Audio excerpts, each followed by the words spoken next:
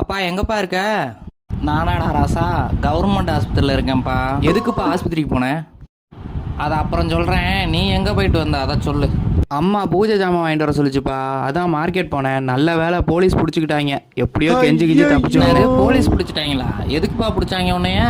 அதுவாப்பா, market road எப்போவுமே கூட்டமாக இருக்கும். ஆனால் இன்னைக்குன்னு பார்த்து காலியாக இருந்துச்சு. அதான் நானும் ஜாலியாக ஹெட்செட்டை மாட்டிக்கிட்டு ஒரு 200 மீட்டர் பைக்கில் வீலிங் பண்ணிகிட்டே போனேன்ப்பா.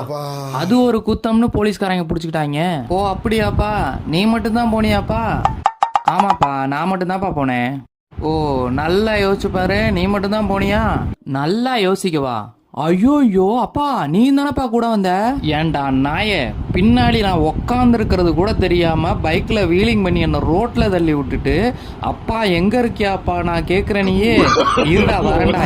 அந்த கால் பேசிட்டு தெரியல, அந்த கருமத்தையும் இந்த வீலிங் பண்ணிட்டு தெரியல, அந்த விளக்கமாத்தையும்